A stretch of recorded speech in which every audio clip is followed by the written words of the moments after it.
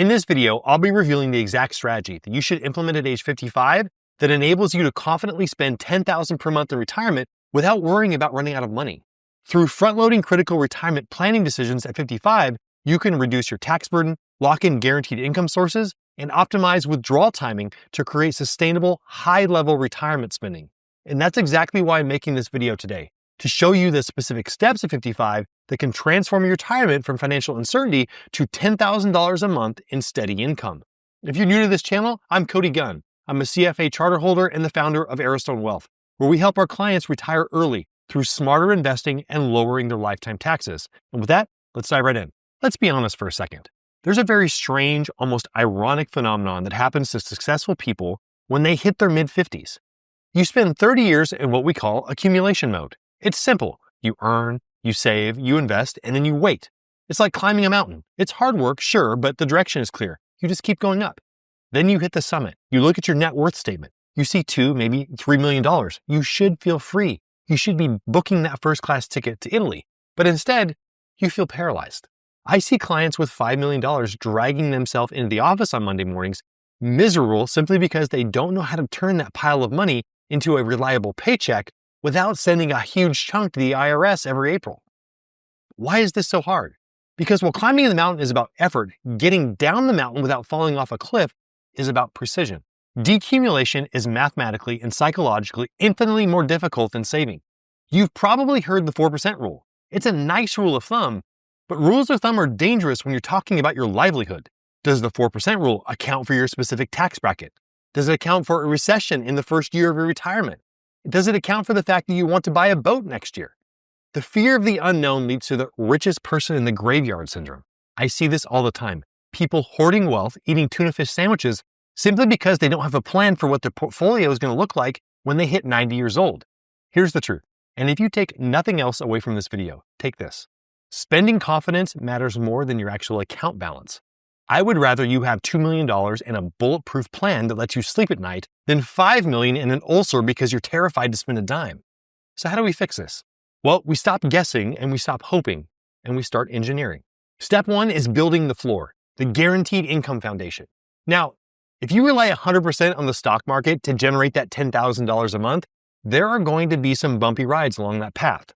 We need to secure your essential expenses, your mortgage, your taxes, your groceries, your utilities, with money that shows up whether the market's up, down, or it goes sideways. First, we look at pensions. If you're lucky enough to have one, we need to optimize it. A lot of people just grab the highest monthly payout, the single life option. It looks great on paper, but if you're married, you have to ask, what happens to my spouse if I get hit by a bus next week? Often taking the slightly lower survivor benefit is the best insurance policy that you can buy. It's not about maximizing income, it's about maximizing security for your entire family. But I know most of you watching this don't have a pension. You have a 401k, you have an IRA, maybe even a brokerage account. So how do we build a floor without a pension? Do we go out and buy an expensive annuity? Well, usually no. We build a synthetic paycheck using the tools that you already have. We structure a specific portion of your portfolio, let's call it the safety bucket, to act like a reliable income stream until Social Security kicks in. We structure your accounts this way and we might generate a guaranteed income base of, say, $6,000 a month. Think about what that does to your psychology. Before you sell a single share of stock for fun money, you know that the lights are on, the fridge is full, and your property taxes are paid for. This shields you from what is called sequence of returns risk. If the market crashes in the year that you retire, you don't care. You aren't selling your growth stocks at a loss just to pay the electric bill. You're spending out of your safety bucket. This alone gives you permission to invest the rest of your portfolio for true long-term growth. Certainty creates a capacity for risk, and intelligent risk is what creates generational wealth. Now, once the floor is built, we have to look at the rest of the house. And this is normally where I hurt people's feelings. If you're a high net worth individual, your problem usually isn't that you don't have enough assets. Your problem is that your balance sheet is a mess. It's inefficient. It's cluttered. Wealth at age 55 is rarely a clean portfolio of ETFs. It's a mix of legacy assets, old business interests, and real estate. And frankly, a lot of it can be dead weight. Let's talk about the two biggest culprits. First, the rental property. You probably bought a rental property 15, maybe 20 years ago. In your mind, it's a great asset. The tenants pay the mortgage, it's appreciated in value, and you feel like a real estate mogul. But I want you to put on your CFO hat for a second. I want you to look at something called return on equity. If you have $500,000 of equity in a property and it's only netting you $1,200 a month of cash flow after vacancies and repairs, your return on that capital isn't great. And that's before you even pay taxes on the rental income. And what about the hassle factor? When you're 65, do you want to be fielding calls about a broken water heater, or do you want to be fielding calls from your travel agent? Unless you're running a professional real estate empire, being a landlord in retirement is often just buying yourself a low-paying part-time job. Don't get me wrong, I've talked with people who do the rental game really well, and they have a dialed-in system, but the problem is most people don't. Then we have to have the hard conversation, the big house. I know you love the house. It's where you raise your kids. It's full of memories, but the kids are gone and the hallways are echoing. And if we look at the numbers, that house is what I call dead equity. It sits on the floorboards and does absolutely nothing for your lifestyle. In fact, it drains you. Property taxes, heating, cooling, landscaping, a new roof. It's a liability masquerading as an asset. So we execute strategic asset optimization. This isn't downsizing. Downsizing sounds like you're shrinking your life. We are upgrading your efficiency. We liquidate the labor-intensive rental. We take the equity from the large house and we transition you into a low-maintenance turnkey property. Maybe a high-end condo in the city or a modern home with zero yard work that's near your grandkids. We take the leftover capital, often hundreds of thousands of dollars, and we reposition it into a diversified income-generating portfolio. We turn the equity into a stream of income that will help fund your retirement. And why do we do this at 55? Why don't we wait until you're 70? Because right now, you have the energy, you have the control. If you wait until you're 75, you're often moving under duress. Maybe a health issue forces the move. When you move under duress, you lose leverage. When you move at 55, you get to dictate the terms. Now that you understand asset optimization, if you need help with your retirement planning, click the link below and book a call, and I'll analyze your specific situation to help you optimize your retirement plan as a whole. Okay, we've got the income floor, we've cleaned up your assets. Now we need to talk about the silent partner in your retirement, the IRS. If you don't have a tax strategy, you don't have a retirement strategy, period. There is a massive myth that your tax rate will automatically go down in retirement. For high net worth individuals, that's often a complete lie. Between Social Security taxation, capital gains, and the ticking time bomb of required minimum distributions at age 73, you might actually be paying more in taxes in your 70s than you do right now. So we need to find your tax valley. Most people who retire at 55 see their income drop temporarily. The paycheck stops, but Social Security and RMDs are just around the corner. That gap between age 55 and 73 is what we call the golden window. We just don't sit there and enjoy those low tax brackets. We fill them up. So we're going to execute systematic Roth conversions. Every year, we deliberately move money from your traditional IRA or 401k into your Roth IRA.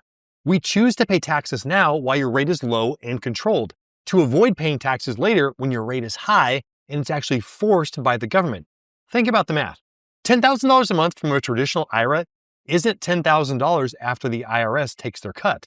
But $10,000 from a Roth IRA, that is a full $10,000 in spending power. By paying the taxes up front, we get to enjoy the reward on the back end.